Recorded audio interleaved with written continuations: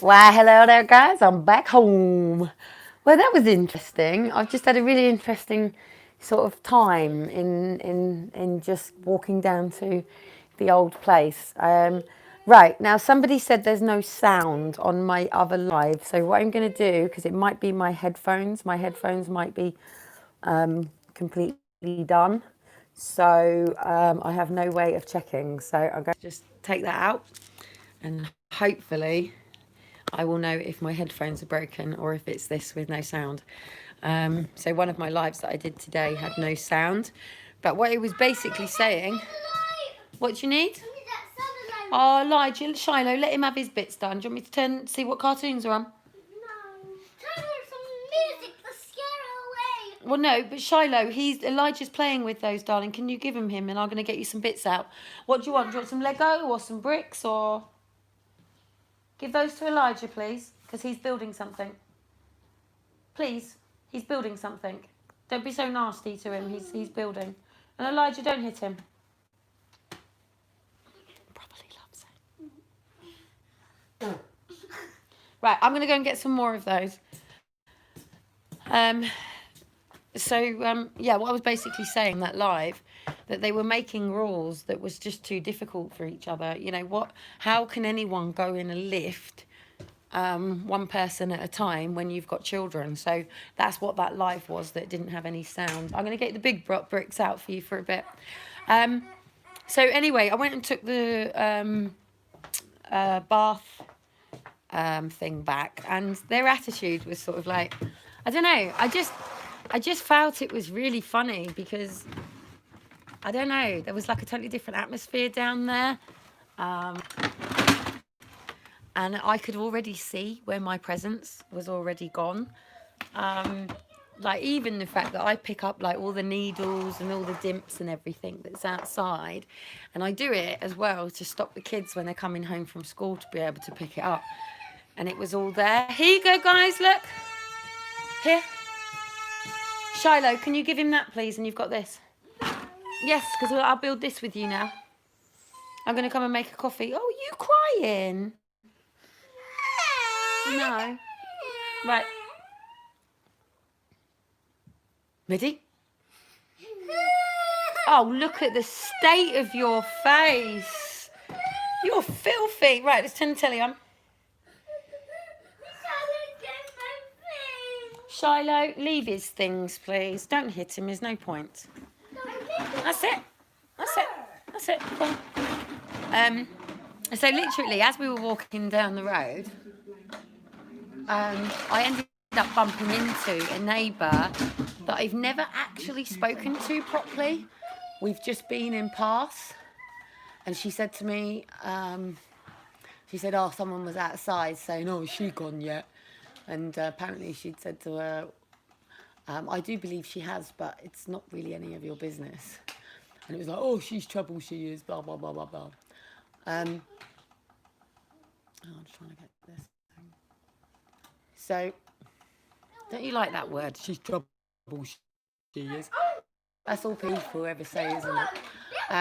So anyway, the conversations come up that already everybody in there's feeling suffocated by council. It's all come round them really quickly. So anyway, I was walking up the road and Elijah said to me, he went, Mum, he said, this city needs you, Mum. What did you say?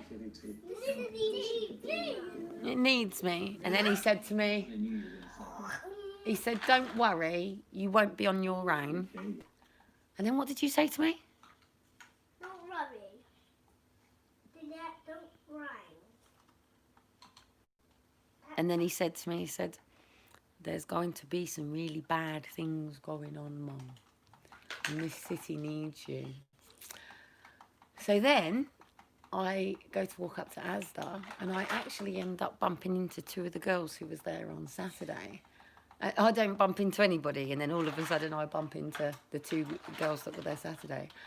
And already one of the ladies that were there is in a DV centre, and she spoke. In fact, she was the one that swore that stopped us going into the media, but she's come from Birmingham. She's not been here for too long. And already, just by being there on Saturday, She's found somebody that she can relate to and talk to, and she's also found a network that she feels going to help her. She says she doesn't get any help from where she actually is, but she feels from this little group that she's met that, you know, it's more, Oh no! she gets more sort of help, so to say. So then I come back on the park, and then I end up meeting somebody whose sister's had her kids taken off of her, and we had quite a conversation. She said she did actually get 7 years, but it's a difficult one, isn't it? It's like getting the woman. Like, take me for an example, okay? Oh, look at me. I told you I'm going to rock this whole denim thing that's coming back. But look at me. I can put a hat on. I can go down onto the streets and spend time with people who would be classed as living on the streets, to what people would call tramps. Yes, I know that there are places that are okay for kids and there are places that are not. But the difference is, someone like me could actually go to somebody who is heroin dependent or anything and actually assess them properly, and sort of go, I need to know every environment. I need to know why you take drugs, when you take drugs, how you take drugs. I'm not here to judge. I'm here to sort of go, is there a way of helping and enabling people to still remain parents without allowing for children? Just because somebody is drug dependent, it doesn't make them a child abuser. And yes, you could turn around and say neglect. But actually, when I know drug abusers that are the best damn parents you could ever meet. I mean it. I mean it. It doesn't matter what you say to me. You will never, ever convince me that just because somebody is a smackhead, as people want to call it, that they're dirty, nasty people. That is not true. That is not true. That is an opinion and that is a stereotype. Just because somebody has got into alcohol or drugs, that doesn't make people bad people. It just means that people have lost their way. But who is to say what is right and what is wrong? I've just come home now. This is the time that children would be coming home from nursery, from school. I am a mother. My children are literally, this is where my children are. They're just, hello, what are you building? I'm building a satellite. He built this rocket. You're building a satellite in a rocket. But some parents would be coming in with other parents. Some parents would be, I don't know. I could literally light a fag if I wanted to, and I can walk around my whole home. That smoke puffs around your children, but I grew up with a nan who smoked around me. And yes, darling, where's your cup?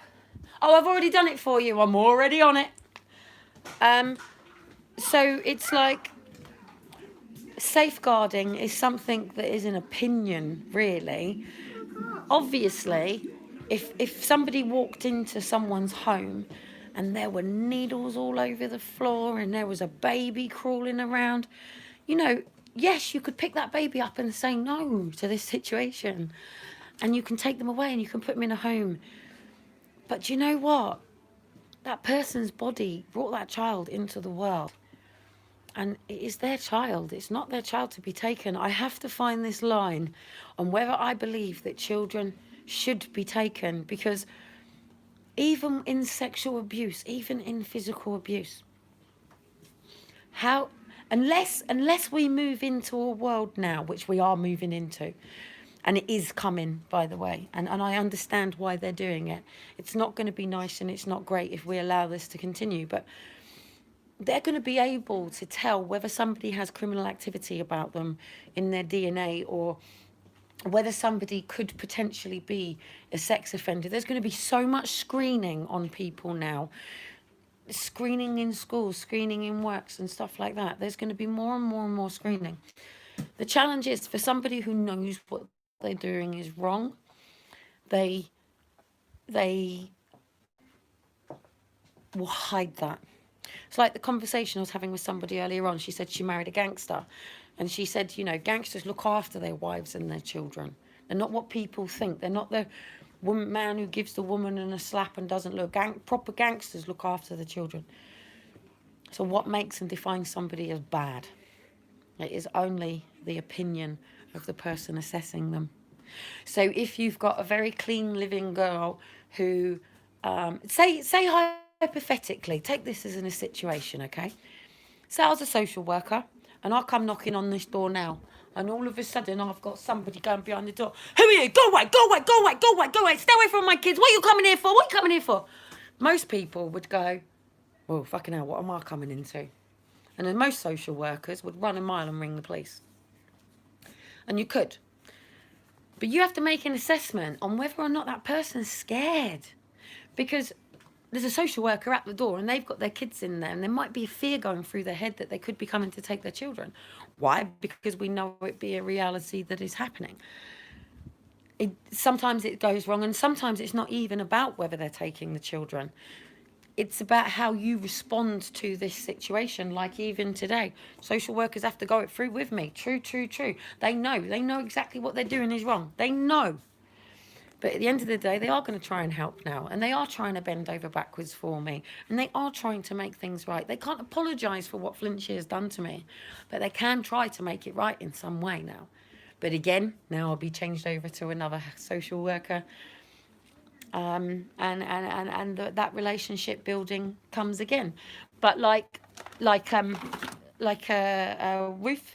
Ruth said to the social worker today, you know, she's just like, that's just Kelly. You just have to deal with it with her, mate. She's straight. She's protecting her kids. That is what she's doing. She is protecting her boys. And if she is like that with you, it's because she deems you as a threat to her children. And you can't judge. Like, I've just been having a conversation with this woman about living there, and I actually for the first time told her where I'd come from. She said, you know what, nobody could have ever have told. Nobody could have ever really have understood or known what you were going through here. And it isn't people's problem, is it? People who choose to come onto my channel and listen and follow in, you make it part of your life. People who come across it and think, oh, I don't want to watch that. But I made that decision to speak out, and this is what I've said to them. They force me to speak out on all of these matters because it's the only way I can protect myself. Videoing a social worker coming upstairs, inviting her into my home. And this is what I'm also showing you. I do invite them into my home. I could have locked her out my door and said no. Do you know what would have happened? They'd have gone over to the court, rang the police and gone and got orders and removed my children. And that's what people have been teaching parents out there. And I really don't like this, because the people that have been teaching this have actually caused for children to be taken. And the reason that they've caused them is because they're making parents not work with the system. You don't keep your kids if you don't work with the system. They have every right to come in and assess. There's too much abuse going on. And if there isn't anything going on, then you can do that. I had so many people fearmonger me. My mum even so. My mum was the first person to tell me my kids were gone and they were adopted. My mum was the first person to put me in a massive big fight and flight. When Aaron and Faith were taken, I needed people around me that explained the process that I was in, who explained the steps and procedures and helped me navigate that system, because I had no warning. There was no warning. I didn't know this stuff was going to happen. I had no warning. It happened instantly like that at the hospital, gone.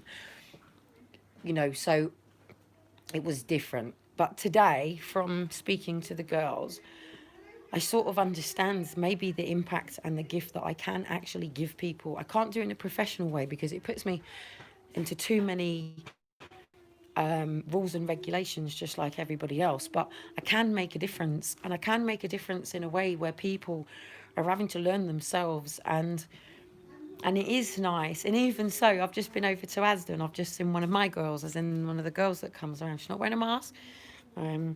You know, and people here are starting to feel that, hang on, this woman is standing in truth, and it is truth. What I'm speaking is truth. I speak from the heart. I speak through the Lord Almighty himself. You know, I speak through the Holy Spirit.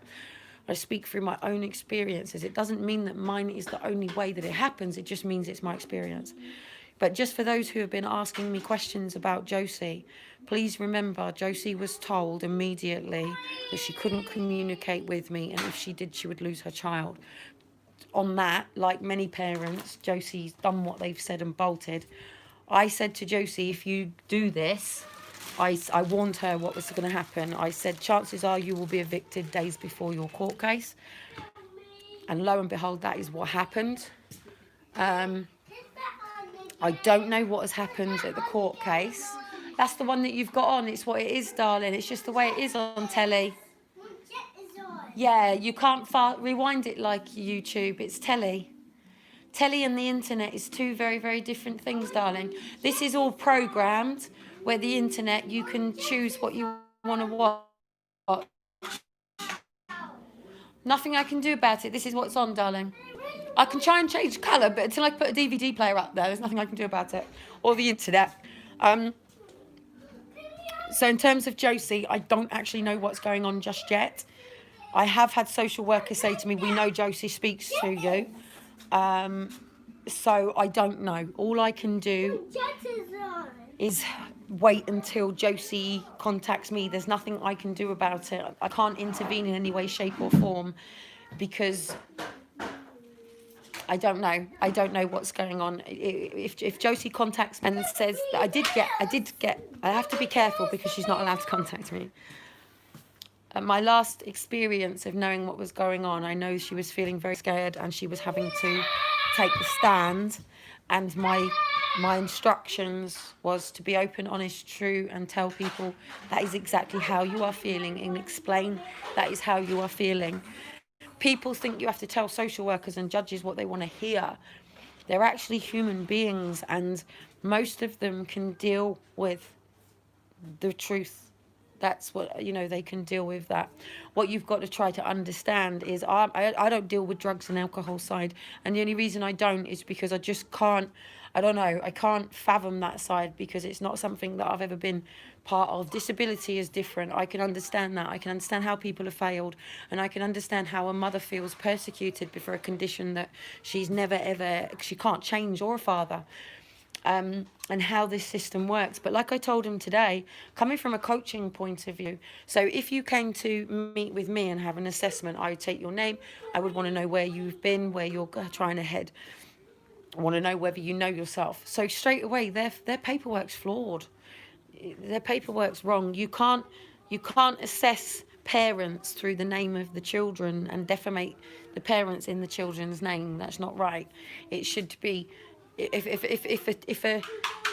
a social worker is supporting me, they should be an extension of me to my children. They should be now coming here now to go and take my children off to the park, go and do things with them while I prepare tea, if that's what they wanted to do. They should never ever be paperwork people. And I'll be really, really pushing this soon, that any social worker coming out of education who hasn't lived a normal life, they can't be making these decisions. You can't be doing it that way. An appointed social worker should be there for the children in that way, not to be making an assessment of the parents.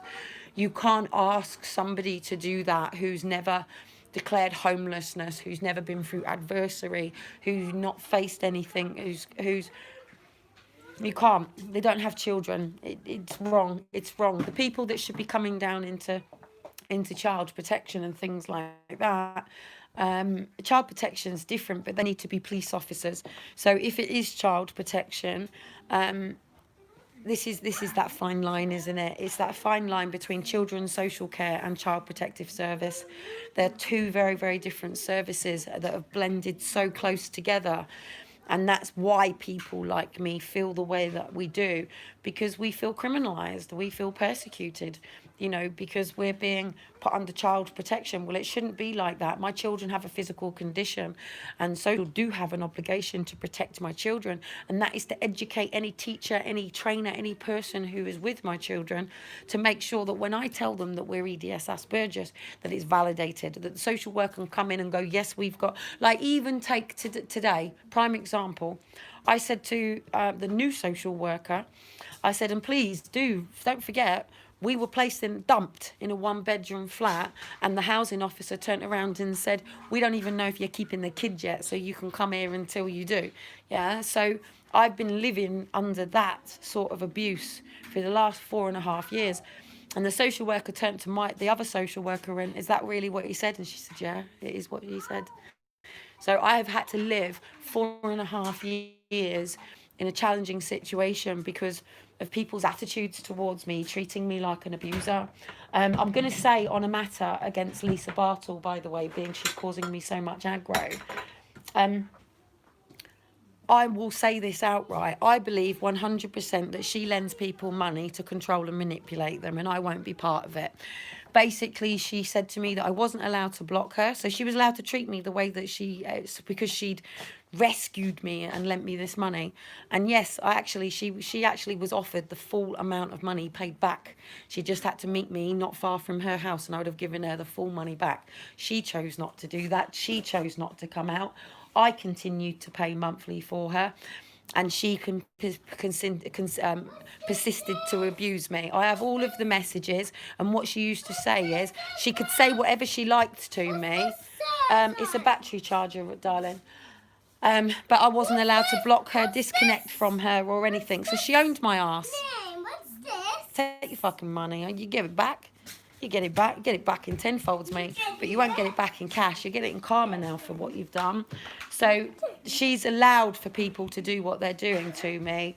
So I have a feeling, I have had lots of feedback on her helping people, turning up drunk. I believe, in my opinion, that Lisa Bartle lent me the money in order to control, manipulate, and believe that she would own me.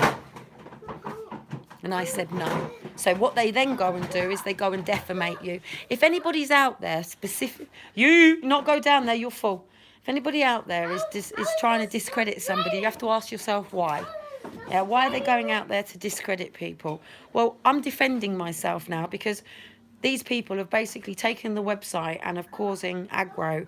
So I'm going to explain myself. She would have always got her money back. That was never, ever, ever the problem. It's her behaviour towards me. Okay? I have outstanding parking tickets. I have outstanding money with people. There is a process that you follow. You don't have a right to go off and gather other parents and go, yeah? So if I owe money to Lisa, Lisa has a procedure that she has to follow, which is one, to notify me, and then to take court action against me, and that's fine. Who's the Lisa? But I will be then presenting to the court. No, it's somebody else, darling. I would then be presenting all of the emails that basically said that I had to do as she was telling me, and if she spoke to me in a way, I had to accept it, and as a result as well, I wasn't allowed to block her or delete her. So I did. There you go. There's the truth of it all. And when my book comes out, please don't think I'm stupid. I keep all messages. And also other people communicate with these people and send me the PM messages. So, you know, at the end of the day, the media already knows that my websites have been taken, so they know that's nothing to do with me. What it's done is it's made them go, why are they doing this? So I have said, at the end of the day, that network was all rested in OPSOR. OPSOR was basically a network of people, nurses, social workers, teachers, that were all arrested for child pornography. She has explicitly said that it was her. It was credit card fraud, and there's a lot of people that say it's credit card fraud. I'm not saying that isn't the case. It's not my place. I was never ever here to judge any parent. I've never ever been here to judge any parent. I don't even know the woman's, case. I've never ever been involved in that way. All I know is that they go to the extent that they go to make sure that every parent or any network doesn't communicate or listen to me. So don't listen to them. Follow them. Do what you want. Do what you want. I'm here to tell my truth. And if you don't want to listen to it, don't fucking listen. So today has been a crossover and changeover of social services. But they have also been showing the text from Portsmouth News, showing that they're coming around on Saturday to start doing my documentary with me. And I'm going to be working with these guys. And it worries me because I know full well that there's people out there now that if I actually told you who it was, you would immediately be contacting them going, don't listen to what she says, she's a liar, she's this. Do you know what? Bless you. Like, seriously, if you need to go, I won't do it with my right hand because I genuinely mean it. Like, genuinely, bless you, bless you. If you feel that you need to go to such levels to defamate, discriminate, persecute me, then go ahead, go ahead, go ahead. Because what it's doing is it's preparing me for something much greater, much stronger, for me to be in more of a position. Like, even now when I watch my lives, yeah, I'm starting to get people pressing the I don't like button. No, I don't like that.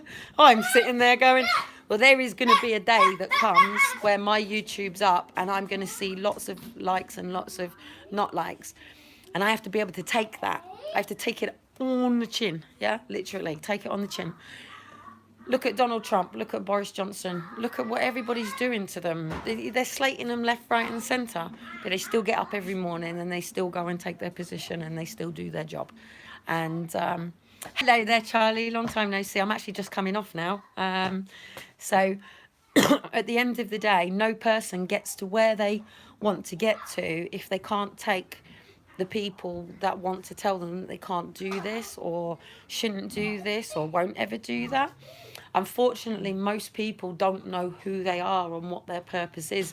So it means people wave. It means people can be, you know, knocked around in when it says like be like water. You know, you have to be able to go with it. You know, the rocks are going to crash and it's going to smash, but it will just flow through it. And when you know yourself, when you truly, truly know yourself. So take, for example, like my dancing. Okay, I am building confidence in it, but I'm a dancer, I'm an artist, I'm a designer, I'm an interior designer, I'm a doodah designer. In terms of my personality, I'm a writer. I'm actually quite funny. I'm a damned if you do cook. I'm the sort of person that goes down to Marks and Spencer's and go and get lots of trays and dish you up a meal. And I might even hide the silver foil, or maybe I'll tell you, who knows. As long as you like it, I don't care. I do cook, I just don't like cooking and I don't like washing up. I love entertaining. So, you know, once you have that, and this is the problem with being abused or going through social, this is what it takes away from you. Is it under there? Is it under the sofa? Yeah. I think it is under the sofa, but unfortunately I'm not going to be able to get under there. Can you get it with that doodah thing? Where's that doodah thing? Where's the doodah thing? Here's the doodah thing. This is the doodah thing. Can you get it with that? Yeah, sure. Thank you. Can you get it through that? Want to see my other doodah thing? Don't enter my house and piss me off, mate. Papa!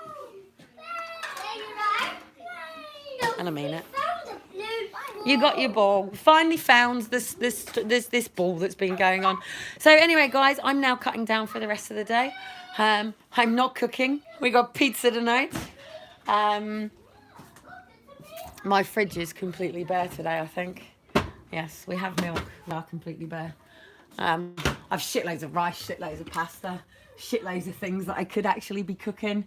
It's not that my children starve or anything like that. It's just completely and utterly laziness.